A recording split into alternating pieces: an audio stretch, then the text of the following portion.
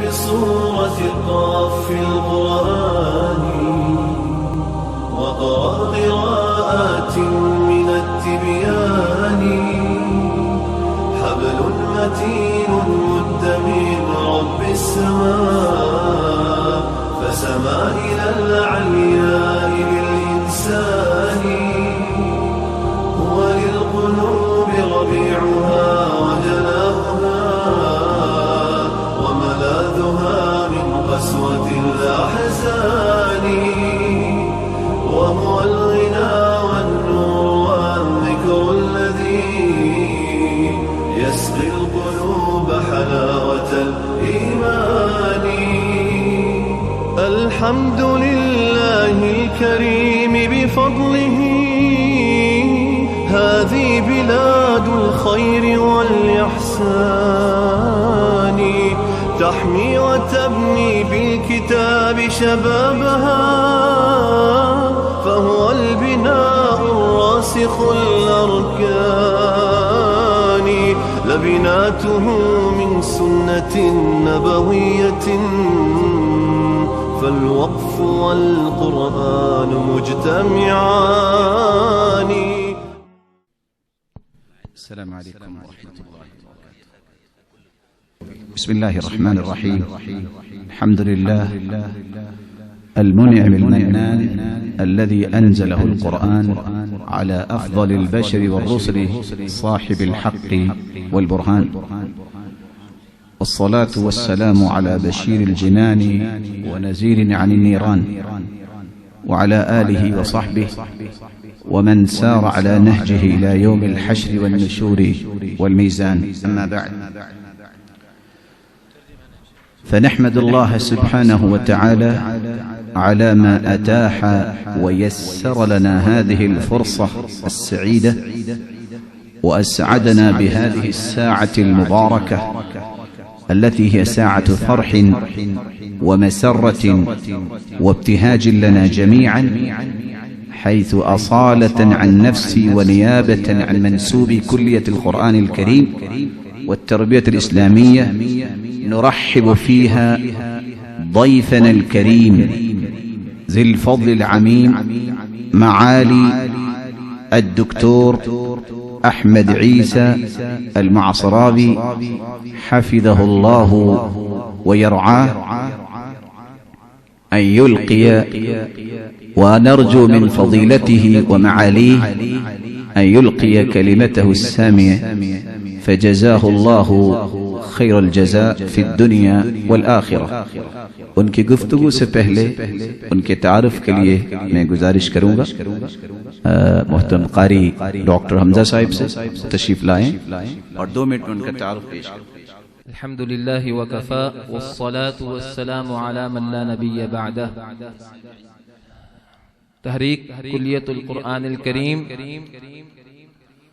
1991 में अल्हम्दुलिल्लाह जामिया लाहौर अल इस्लामिया से उठी और अल्हम्दुलिल्लाह इस तहरीक से वबस्तगान, इस तहरीक के बानियान वालिद गिरामी डॉक्टर हाफिज अब्दुर्रहमान मदनी और उस्ताद गिरामी शेखुल कुर्रा कारी मोहम्मद इब्राहिम साहब मीर मोहम्मदी हफिज़हुमुल्लाहु ताला वरआहुमा की ज़ेरे निगरानी अल्हम्दुलिल्लाह यहाँ तक पहुँच चुके थे कि अल्हम्दुलिल्लाह इस वक्त पाकिस्तान के तूल व अर्ज़ में 14 के करीब कुल्लियातुल कुरआनिल करीम जो है इस वक्त काम कर रहे हैं और कुल्लियतुल कुरआनिल करीम की इस तहरीक से वाबस्ता लोगों ने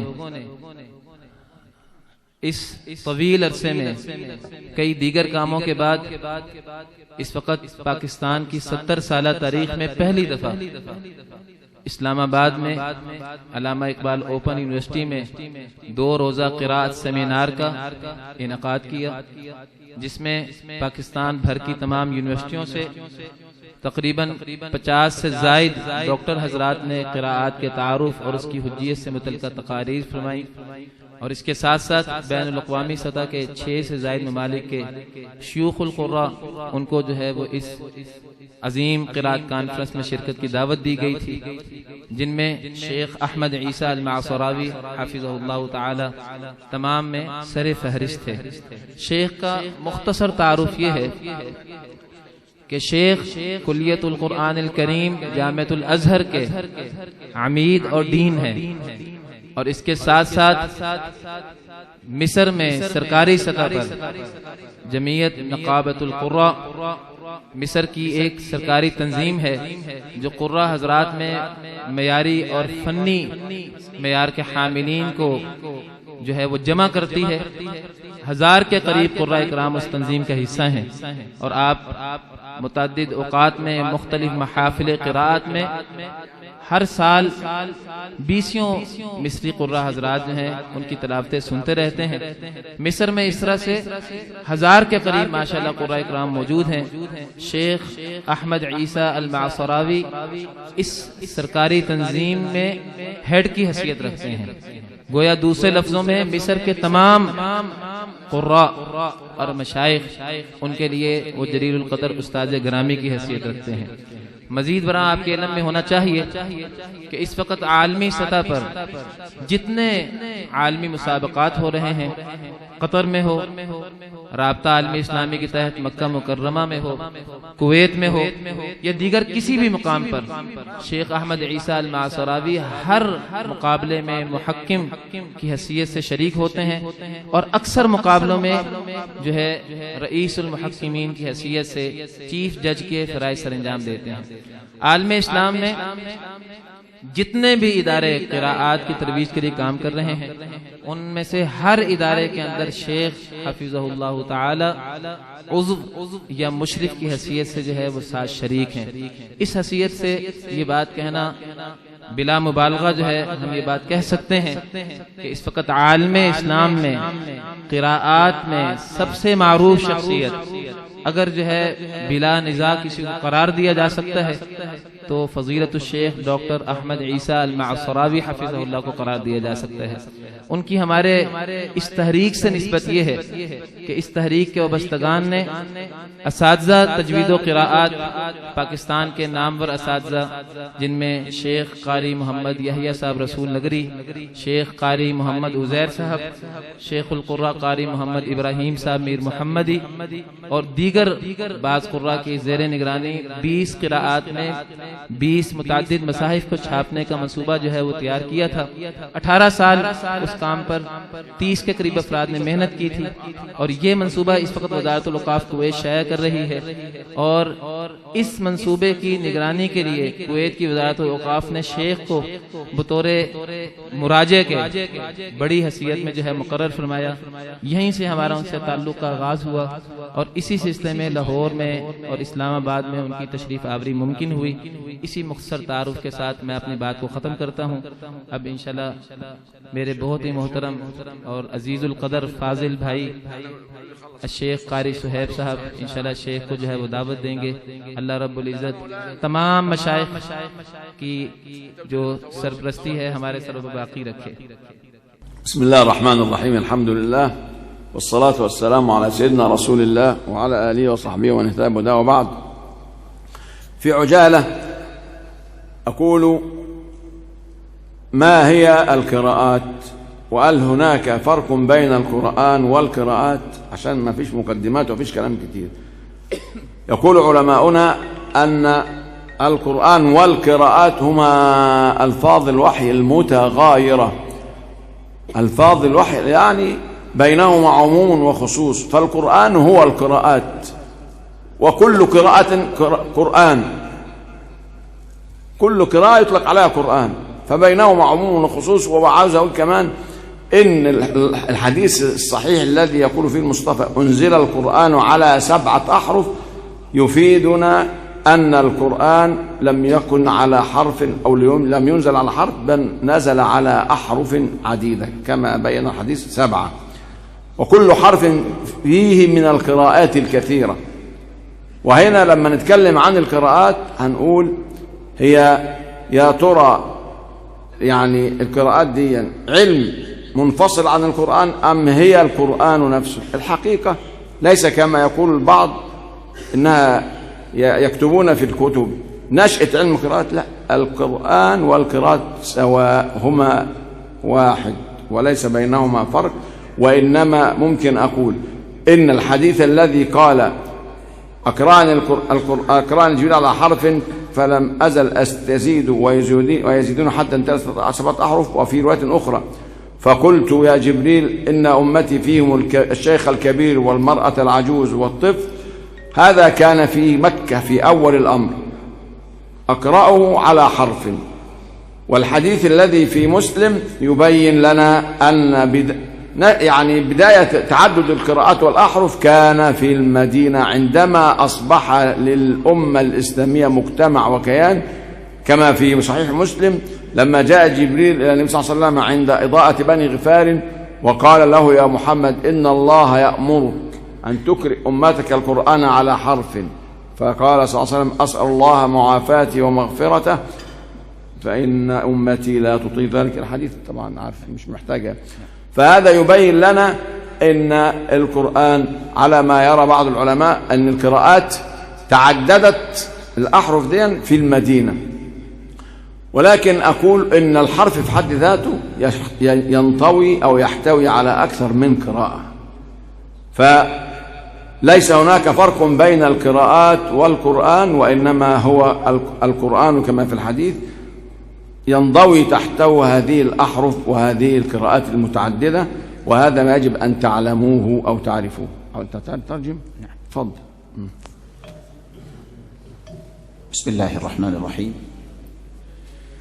مہمان مکرم ڈاکٹر احمد عیسی المعصراوی جو مصر کے قرہ میں ایک مقام رکھتے ہیں، انہوں نے خطبے کے بعد جو پیغام دیا ہے کہ قرآن مجید یہ اللہ تعالیٰ کی کلام ہے اور یہ بہت بڑی نعمت ہے، اور اللہ تعالیٰ کی بہت ساری نعمتوں میں سے ایک نعمت یہ ہے کہ اس قرآن کو آسان کرنے کے لیے اللہ تعالیٰ نے اس قرآن مجید کو مختلف قراءات میں نازل کیا ہے۔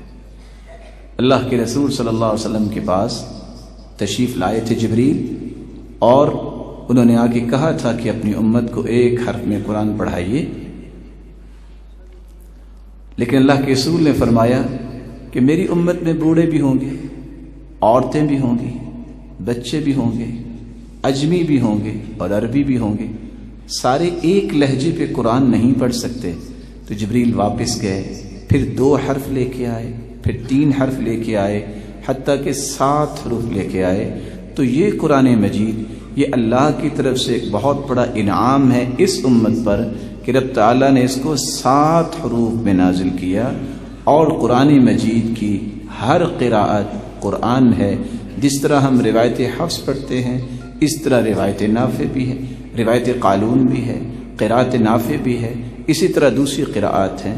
تو قرآن مجید کی یہ خصوصیت اس امت کے لیے بطور آسانی اور بطور انعام اللہ تعالیٰ نے اس کو 7 حروف میں نازل کیا۔ فلا بد لنا أن نتعلم أن مكانة علم القراءات وشرف علم القراءات من مكانة وشرف القرآن، وهذا العلم ليس كبقية العلوم تفسير والحديث، لا، هو في الصدارة لأنه هو القرآن، هو شأن علم القراءات من شأن القرآن. ولذلك أقول باختصار، هل لنا إذا قرأنا القراءات أن يقرأ أحدنا أو بعضنا على المشايخ جزءا ما أو رواية ما ثم نقول إن احنا قد قرأنا القراءات على الشيخ فلان؟ هذا يجوز؟ هذا أمر ليس له سابقة عن سلفنا الصالح وعن أئمة القرآن مثل إمام نافع وغيره، وإنما كانوا يقرؤون تلاميذهم القراءات أو الروايات من أول القرآن إلى آخره آية آية، بل حرفا حرفا. ولذلك يقول ابن الإمام الجزري وقد جرى من عادة الأئمة إفراد كل قارئ بختمة، كل قارئ بختمة حتى يؤهلوا الجمع بالعشر أو أكثر أو بالسبع. أما ما يفعله البعض الآن هذا غير جاز، ومن يفعل ذلك يأثم. لذلك علينا أبنائي أن نتعلم القراءات وندرسها، سواء كانت قراءات سبعية أو عشرية، أن نقرأها على المشايخ في هذه الكليات من رواية أو بكل رواية من أولها إلى آخرها. وإن درسنا ذلك سنوات طويلة فليس هذا عيب. أما أن نقرأ بعض الآيات أو بعض الأرباع أو بعض الأحزاب ثم يكتب لنا الشيخ درس أو أجازته بالقرآن من أوله إلى آخره بالإجازة بالقراءات العشر أو بالسبع، فهذا اسمه تدليس وكذب، وهذا مخالف لما عليه السلف. كما يقول أحد الأئمة: الإسناد من الدين، ولولا الإسناد لقال من شاء ما شاء. ويقول بعضهم: كانوا يقولون قديما: سموا لنا رجالكم. لابد وأن نسمي الشيخ اللي احنا قرأنا عليه ونسند إليه. فإذا كنا ننظر إلى هذا الكلام الذي قال به هؤلاء السلف، وهذا في الحديث وفي القرآن كذلك، فالقرآن أولى بأن نهتم ونعتني بهذه الإجازات وهذه الأسانيد التي يدعي فيها البعض بأنه أقرأ تلاميذه القرآن من أوله إلى آخره، وهذا ولم يحدث ذلك. فاحذروا إخوتي وأبنائي أن يحدث معكم ذلك. وهذا الكلام أنا بقوله عشان الشيخ صهيب يشرح لكم، إن كنتم لا تفهمون فهو يشرح لكم، لأن هذا الذي أقول به قد عم وشاع حتى في بلادنا العربية، بالذات في دول الخليج وفي مصر. يقرأ البعض آيات ويجيزه الشيخ بالقرآن كله، وهذا اسمه الكذب وتدليس في دين الله. تفضل يا شيخ. ये मुबारक इल्म जिसको इल्म क़िराअत कहते हैं, इसकी आज़मत इतनी है जिस तरह हदीस की एक आज़मत है, इल्म तफसीर की एक आज़मत है, इन तमाम उलूम से अफजल इल्म क़िराअत है, क्योंकि ये कुरान है। और ये वो अल्लाह ताला की तरफ से जो नेमत नाज़िल की गई है उम्मत की आसानी के लिए, मुख्तलिफ लहजात में मुख्तलिफ हुरूफ में कुरान को पढ़ने की इजाज़त दी गई, बल्कि इसको सिखाया गया। तो इस इल्म को सीखना एक बहुत बड़ी सआदत है। लेकिन सवाल ये है कि सीखना कैसे चाहिए। सलफ सालिहीन की ये रिवायत रही है कि कुरान मजीद को जब वो पढ़ाते तो आयत एक आयत करके शागिर्द को पढ़ाया जाता, और कुरान के शुरू से लेके आखिर तक जब तक उस्ताद सुन न लेता उस वक्त तक उसको इजाजत न देता। इजाजत का मतलब यह है कि उसको इजाजत नहीं होती थी कि वो पढ़ाए। ये सलफ सालिहीन का मनहज है। और जो बाज आयात पढ़ाने के बाद या पढ़ने के बाद या कुछ अहज़ाब हिज़्ब कोई पारा पढ़ने के बाद कह दे कि मैंने सारा पढ़ा दिया है या मैंने सारा पढ़ लिया है, इसको झूठ कहते हैं और ये तदलीस है। और ये दोनों चीज़ें ऐसी हैं जिसमें आ जाए उस बात को कबूल नहीं किया जाता। इसलिए सलफ सालिहीन कहा करते थे लौला इस्नाद लमा शाअ वक़ाल मन शाअ मा शाअ। अगर सनद ना होती, ये तरीका ना होता कि आपने किससे पढ़ा है, उसने किससे पढ़ा है, यहाँ तक कि अल्लाह के रसूल सल्लल्लाहु अलैहि वसल्लम तक वो सनद ना पहुंची, तो फिर तो हर बंदा जो चाहता कह देता।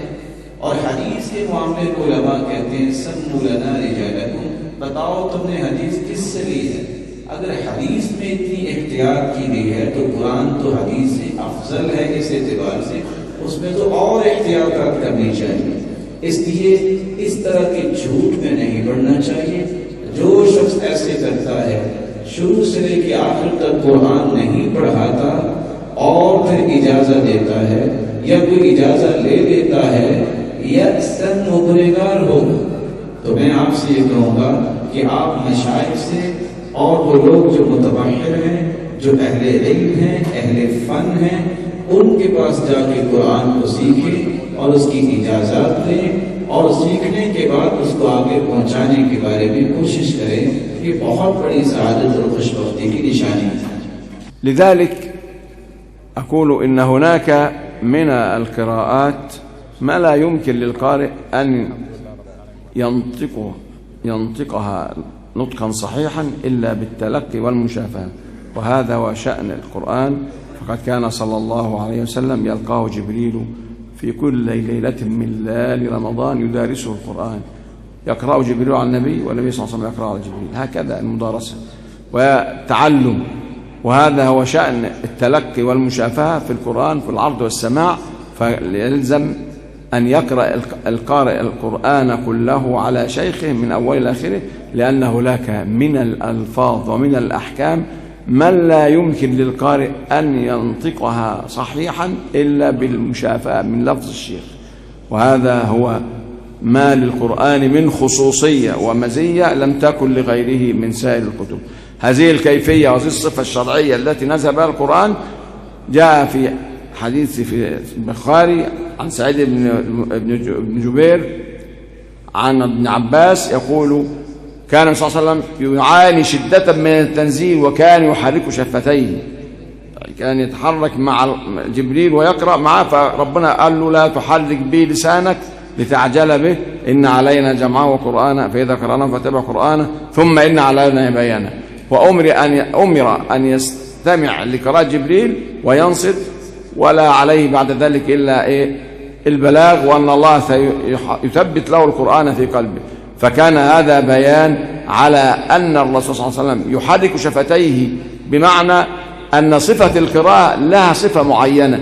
وهذا ابن عباس الذي روى الحديث يقول لمن روى عنه الحديث: وأنا أحركهما كما كان يحركهما الرسول. ويكون سعيد بن جبير: وأنا أحركهما كان يحركهما ابن عباس. فهذا دليل على كيفية قراءة القرآن، ولا لأحد أن ينحني أو يبتعد عن هذه الكيفية بأي حال، ولا يمكن لك أن تحقق هذه الكيفية إلا إذا قرأت القرآن كله من أوله إلى آخره. وشكرا، وصلى الله على سيدنا محمد. أنا هنزل أصلي هنا واشرح براحتك بقى، خلاص أنا قلت الكلمتين بتوعها، صلي الظهر والعصر. طيب يلا. कुरान मजीद की सही तिलावत की इबादत है, और कुरान मजीद की सही तिलावत उस वक्त तक मुमकिन नहीं जब तक आप किसी माहिर कारी के सामने बैठ के उसको पढ़ते नहीं, और वो पढ़ाई भी आपकी कुरान मजीद के शुरू से लेके आखिर तक हो। यही वो तरीका था कि सय्यदना जिब्रील अलैहिस्सलाम अल्लाह के रसूल सल्लल्लाहु अलैहि वसल्लम को आके ये कुरान सुनाते और पढ़ाया करते थे।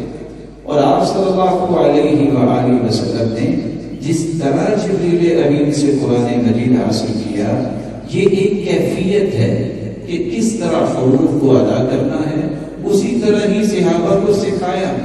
और कभी भी इंसान सही कुरान मजीद नहीं पढ़ सकता जब तक वो किसी माहिर कारी के सामने बैठ के वक्त नहीं लगाता। और ये कोई ऐब नहीं है कि ज़्यादा वक्त लग जाए। कुरान मजीद को एक एक आयत करके बेहतरीन तरीके से सीखना चाहिए और फिर उसे आगे सिखाना चाहिए। तो जो लोग इसका एहतमाम नहीं करते, हकीकत में वो सही कुरान नहीं पढ़ते। इसलिए कुरान मजीद को एहतमाम के साथ पढ़ना और किसी माहिर कारी के साथ एक वक्त गुजारना कि मेरी कुरान मजीद की तिलावत की वो कैफियत बन जाए जो कैफियत रसूलुल्लाह सल्लल्लाहु अलैहि वसल्लम ने सहाबाए किराम को सिखाई थी। ये बहुत बड़ी नेमत है और इस काम की बहुत बड़ी आज़मत है। इसको इख्तियार करना और इस पर अपनी जिंदगियां लगाना, इससे बड़ी दुनिया में कोई सआदत नहीं है और ना आखिरत में कोई बुलंदी है। अल्लाह ताला सबको इस बात की तौफीक से नवाजे और सबको क़यामत के दिन अहले कुरान की सफ में शामिल वजअलना मिनल कुरान। आमीन आमीन। वصلى الله على سيدنا محمد. تلاوة ما هوش مشيختين.